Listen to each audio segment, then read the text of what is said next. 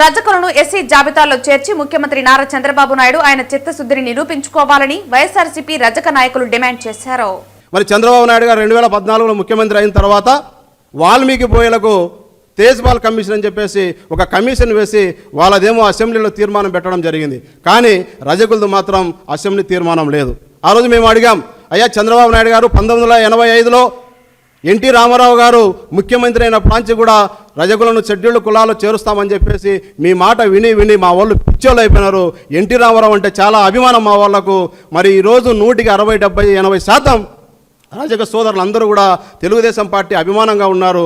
మీరు ఒక మాట చెప్తే చేస్తారని చెప్పేసి ఎంతో ఆశగా ఉన్నారు. మరి చేయండి అని మేము అడిగినప్పుడు నేనే అడిగా, రాష్ట్ర రజక సంఘం అధ్యక్షునిగా, ఆంధ్రప్రదేశ్ రాష్ట్ర రజక సంఘం అధ్యక్షునిగా నేనే అడిగితే ఏమన్నారు తెలుసా? ఇది సెంట్రల్ గవర్నమెంట్ పరిధిలో ఉందండి, నేను చేసేది కాదు అన్నారు.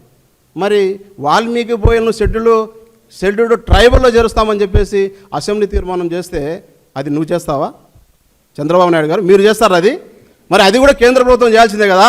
మరి కేంద్ర ప్రభుత్వం చేయాల్సినప్పుడు రెండు ఒకేసారి చెప్పినప్పుడు మరి మీరు ఎందుకు రజకులు సపరేట్ పెట్టినారో? రజకులు అంటే అవిటి వాళ్ళు అనుకున్నారా, ఏం చేయలేరు అనుకున్నారా అని చెప్పేసి నేను అడిగినప్పుడు ఆ రోజు చూద్దామన్నారు. ఇదే సందర్భంలో ఈ రాష్ట్రంలో బడుగు బలహీన వర్గాల ఆశాజ్యోతి శ్రీ వైఎస్ జగన్మోహన్ రెడ్డి గారు పాదయాత్ర మొదలుపెట్టినప్పుడు మోసపూరితమైన ఆయన కుట్రను రజకులు తెలుసుకొని జగన్మోహన్ రెడ్డి గారికి ఎక్కడ వీళ్ళంతా కూడా అడాప్ట్ అవుతారని చెప్పేసి జగన్మోహన్ రెడ్డి గారికి ఓట్లు దండుకుంటారని చెప్పేసి పోకోకుండా ఒక కమిషన్ వేశాడు, 1 man కమిషన్, ఆంధ్ర యూనివర్సిటీ ప్రొఫెసర్తో. మామూలుగా కమిషన్ అంతే ఎవరితో వేయాలి?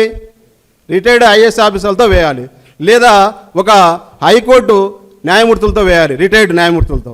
కానీ అట్లా కాకుండా ఏదో చేశాడు. అది కూడా ఏమన్నా చేశారంటే కనీసం వాళ్ళ ఖర్చులకు ఛార్జీకి డబ్బులు కూడా ఇవ్వకుండా లాస్ట్లో కనీసం కమిషన్ లేదు, పాడు లేదు, ఏం లేదు. మరి ఈ విధంగా అడుగడుగునా రజకులను మోసం చేసేటువంటి చంద్రబాబు నాయుడు గారు, నేను మిగతా సబ్జెక్టులు కూడా నేను మాట్లాడగలను, ఎస్సీల గురించి మాట్లాడగలను, బీసీల గురించి మాట్లాడగలను. కానీ ఈరోజు నేను రజకార్ విభాగం రాష్ట్ర అధ్యక్షునిగా జగన్మోహన్ రెడ్డి గారి ఆధ్వర్యంలో నేను ఈరోజు ఒక నాయకునిగా వచ్చిన కాబట్టి మా సబ్జెక్టు వరకు నేను మాట్లాడదలుచుకున్నా. మరి అలాంటప్పుడు మా సమస్యలను తీర్చేదానికోసం జగన్మోహన్ రెడ్డి గారు ఎప్పుడైతే హామీ ఇచ్చినారో అప్పుడు మా ఇళ్ళలో ఒక ఆయనకి ఎమ్మెల్సీ చేసినాడు, ఈ 1 man కమిషన్ వేసినాడు. ఈ విధంగా చంద్రబాబు నాయుడు అడుగడుగున మోసం చేస్తానే ఉన్నాడు, మా వాళ్ళు బలిపశువులు అవుతానే ఉన్నారు.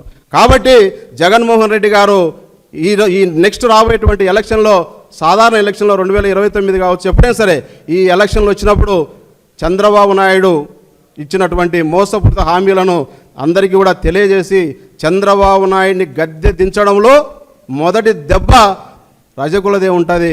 మొదటి దెబ్బ అంటే ఇక్కడ మొదటి ఓటు రజకులదే ఉంటుంది. ఆ విధంగా రజకులను ఈ రాష్ట్రంలో 13 ఉమ్మడి జిల్లాలో ప్రతి నియోజకవర్గానికి, ప్రతి మండలానికి పోయి ప్రతి రజకుడిని కలిసి చంద్రబాబు నాయుడు గారు చేసేటువంటి యొక్క మోసాలను తెలియజేసి చంద్రబాబు నాయుడు గారిని గద్దెదించి జగన్మోహన్ రెడ్డి గారిని ముఖ్యమంత్రి చేసేదానికి మా వంతు ప్రయత్నం మేము చేస్తామని చెప్పేసి రేపు కలియుగ దైవం అయినటువంటి వెంకటేశ్వర స్వామి గారిని, ఆ దేవదేవుని కూడా కోరి రాబోయే ఎలక్షన్లో జగన్మోహన్ రెడ్డి గారిని ముఖ్యమంత్రి చేయమని చెప్పేసి మేము వారిని ప్రార్థించేదానికి కూడా రేపు కొండ మీదకి పోతా ఉన్నాం.